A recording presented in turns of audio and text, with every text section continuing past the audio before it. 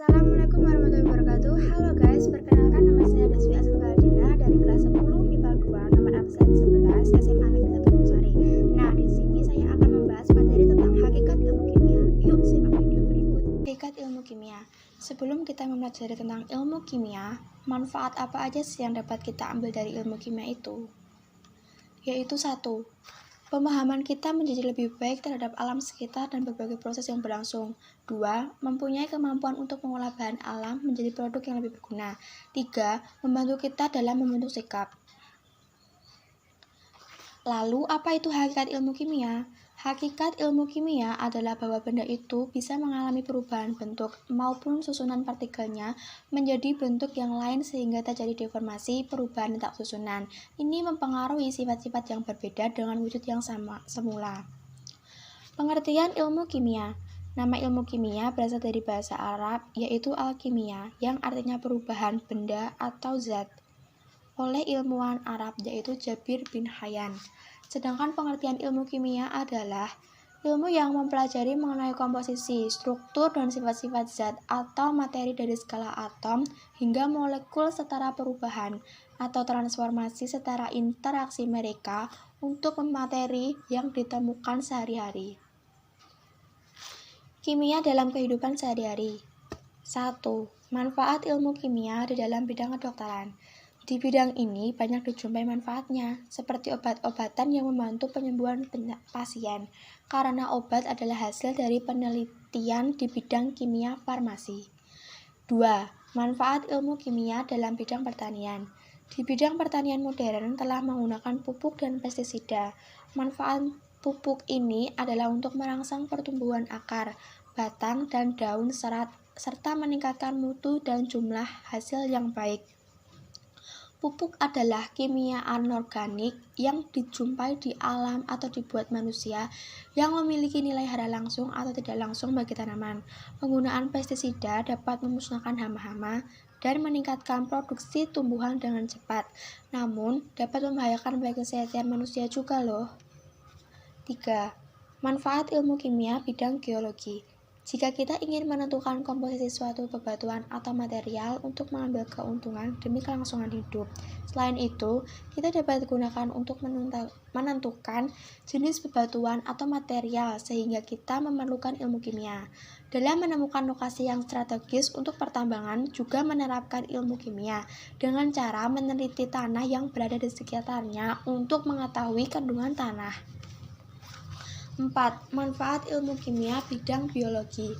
Ilmu kimia bermanfaat dalam mempelajari interaksi dan proses yang berlangsung pada makhluk hidup. Contohnya adalah fotosintesis, pernafasan, pencernaan makanan dalam tubuh, dan lain-lain. Untuk mempelajari seluruh interaksi dan proses yang berlangsung tersebut, kita juga memerlukan ilmu kimia mengenai struktur dan sifat senyawa. Contohnya karbohidrat, lemak, protein, vitamin, dan lain-lain. Yang kelima, manfaat ilmu kimia bidang industri. Bidang industri kita mengenal semen, cat, tekstil, makanan, minuman plastik, dan beberapa produk industri tersebut ternyata dibuat dengan riset dari pengetahuan ilmu kimia. Dan yang keenam adalah manfaat ilmu kimia dalam bidang hukum. Manfaat di bidang hukum yaitu ketika terjadi kejahatan ataupun pembunuhan, dengan begitu dibutuhkan sampel hasil tes DNA yang menggunakan ilmu kimia. Yang ketiga, metode ilmiah. Metode ilmiah itu adalah proses berpikir untuk memecahkan masalah secara sistematis, empiris, dan terkontrol.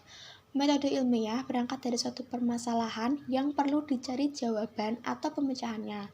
Proses berpikir itu ilmiah dalam metode ilmiah tidak berangkat dari sebuah asumsi ataupun simpulan, bukan pula berdasarkan data ataupun fakta khusus. Nah, langkah-langkah pembuatan metode ilmiah. 1. Pengamatan observasi. Pengamatan dapat dilakukan secara kualitatif ataupun kuantitatif. Yang kedua, mencari pola hasil pengamatan. Proses ini sering melahirkan rumusan berupa hukum alam. Hukum alam yang digali oleh manusia merupakan suatu pernyataan yang mengungkapkan perilaku umum suatu objek atau gejala yang diamati. Yang ketiga, perumusan teori. Suatu teori disebut juga model, terdiri atas sejumlah asumsi sebagai pijakan untuk menerangkan perilaku materi yang diamati. Yang keempat, pengujian teori. Secara ideal, teori dalam ilmu pengetahuan alam harus selalu dikoreksi dan dikaji terus-menerus, sebab teori merupakan gagasan manusia untuk menerapkan perilaku alam yang diamati berdasarkan pengalamannya. Teori harus terus disempurnakan melalui percobaan dengan cara menyempurnakan baik metode maupun peralatan yang digunakannya. 4.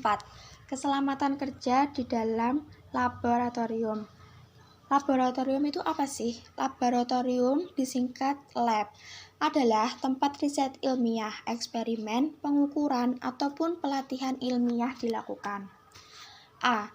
Tata tertib di laboratorium. 1. Alat-alat serta bahan itu tidak diperkenankan untuk diambil keluar tanpa izin guru. 2. Alat dan bahan digunakan sesuai dengan petunjuk praktikum. 3. Jika dalam melakukan percobaan tidak mengerti atau ragu-ragu, hendaknya segera bertanya ya. 4. Bekerja di laboratorium hendaknya memakai jas laboratorium. Jika ada alat yang rusak atau pecah, hendaknya segera lapor kepada guru. 5. Jika terjadi kecelakaan, sekecil apapun, hendaknya segera dilaporkan ke guru. 6. Etiket atau label bahan yang hilang atau rusak harus segera diberitahukan kepada guru. Yang ketujuh, tidak diperkenankan makan, minum, merokok di dalam laboratorium. Dan yang kedelapan, setelah proses percobaan, alat-alat hendaknya dikembalikan ke tempat semula dalam keadaan bersih. B. Bahan-bahan kimia mudah meledak, pengoksidasi, karsinogenik, berbahaya bagi lingkungan, mudah menyala, beracun, korosif, dan menyebabkan iritasi. C. Persiapan kerja di laboratorium. 1. Merencanakan percobaan yang akan dilakukan sebelum memulai praktikum. 2. Menggunakan peralatan kerja semacam kacamata, jas praktikum, sarung tangan, dan sepatu tertutup. Yang ketiga, bagi wanita berambut panjang, diharuskan mengikat rambut. 4. Dilarang makan, minum, dan merokok. 5. Menjaga kebersihan meja praktikum dan lingkungan laboratorium. 6. Mencuci tangan dengan sabun. 7. Bila kulit terkena bahan kimia, jangan digaruk. D. Simbol bahaya. Simbol bahaya ada eksplosif atau mudah meledak. Contohnya, semisalnya TNT, amonium nitrat, dan nitroselulosa. 2. Oksidasi mudah teroksidasi. Contohnya hidrogen peroksidasi dan kalium perklorat. Flammable atau mudah terbakar. Yang keempat, toksik atau beracun seperti arsen triklorida dan merkuri klorida. Yang kelima, harmful irritant. Yang keenam, korosif seperti belerang, oksidasi, dan klor. Yang ketujuh, dangerous for environmental. Contohnya tetraclometan, tribulithimah klorida, dan petroleum bensin. Alat-alat kimia. Ada gelas ukur yang berfungsi untuk mengukur volume larutan. Yang kedua, ada tabung reaksi yang berfungsi untuk mencampur, menampung, dan memanaskan bahan-bahan kimia cair atau padat. Yang ketiga, ada labu ukur yang berfungsi untuk mengencerkan larutan. Yang keempat, ada pipet ukur yang berfungsi untuk memindahkan larutan secara terukur sesuai volume. Yang kelima, ada pipettic test yang berfungsi untuk memindahkan cairan dalam jumlah yang sangat kecil berupa tetesan. Dan yang keenam, ada Erlenmeyer untuk mencampur, mengukur, dan menyimpan cairan.